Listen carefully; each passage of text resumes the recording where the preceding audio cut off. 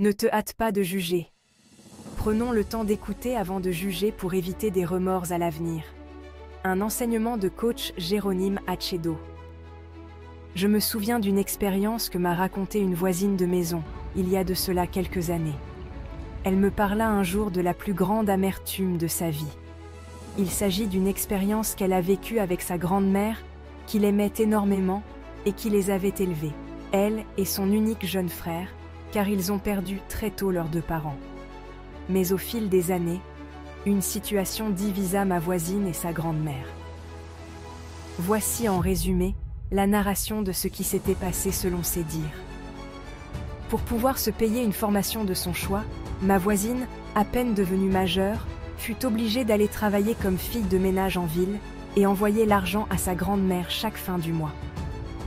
Sa grand-mère devait lui épargner cet argent jusqu'à ce que le montant nécessaire pour sa formation soit atteint.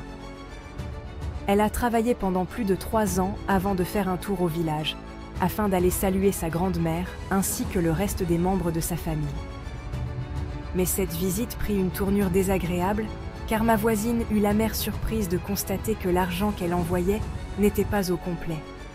Il y manquait 100 000 francs environ, l'équivalence de près de 8 mois de travail de la fille.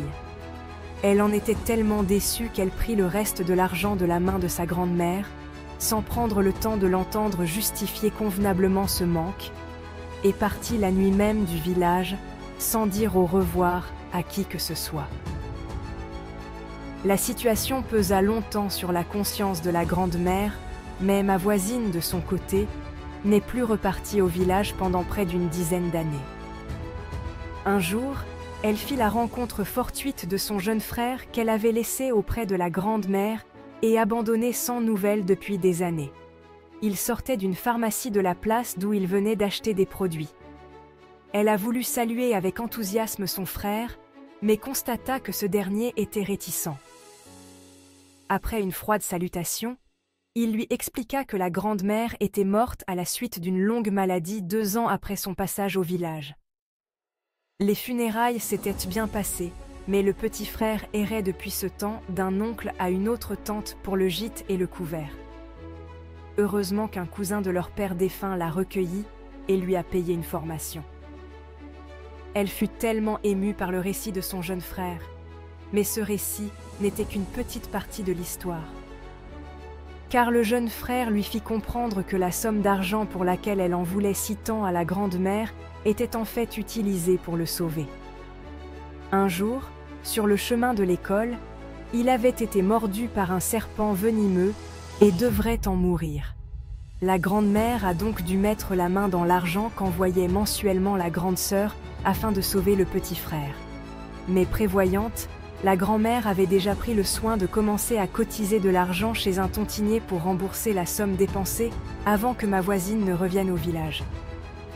Mais cette dernière n'eut pas le temps d'écouter les explications de la grand-mère sur les dépenses effectuées.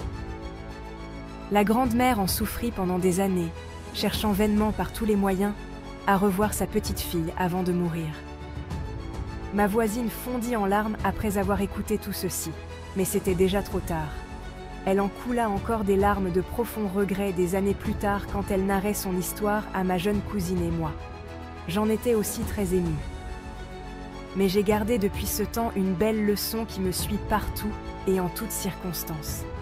Si ma voisine avait pris le temps de se remémorer tout le bien que la grand-mère lui avait fait par le passé, elle aurait déduit qu'une personne qui lui a fait autant de bien ne pouvait pas changer aussi vite du jour au lendemain sans raison valable.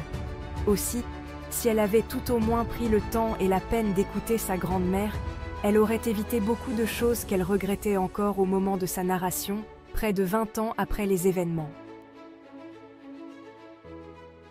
À l'instar de cette voisine, nous avons si souvent hâte de juger les autres sans écouter leurs histoires, leur version des faits. Un vieux m'a dit un jour que même le meurtrier a une bonne raison qui justifie le meurtre qu'il a commis et le sorcier a une raison de tuer. Un adage ici chez nous dit que la mort est accusée injustement parce qu'elle n'a pas l'occasion de se justifier. Le meurtrier, le voleur, le sorcier ont tous quelque chose à dire pour leur défense. Je ne les défends pas, mais je sais que si nous pouvons appréhender toutes offenses avec la vue divine, nous critiquerons moins et apprendront plus facilement et plus vite la vérité derrière tout acte. Si nous pouvons chaque fois nous voir et voir les autres comme des pures expressions de Dieu, la présence manifeste du bien, cela enlèvera à notre niveau tout ressentiment et jugement hâtif ainsi que la peur s'il y en avait. Cela mettra plus vite à nu l'erreur incarnée sous la forme de la personne accusée. Concernant l'homme, c'est parfois très difficile de voir la vérité au-delà de la brume afin de laisser l'erreur se dénoncer et se détruire.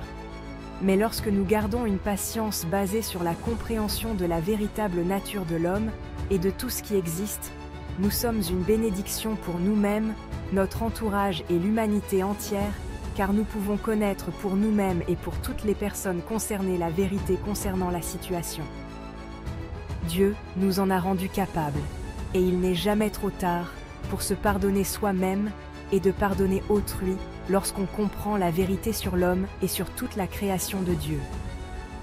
Vivons ici maintenant l'harmonie et la joie des fils et filles de Dieu, car le royaume de Dieu est ici maintenant, et non après la mort.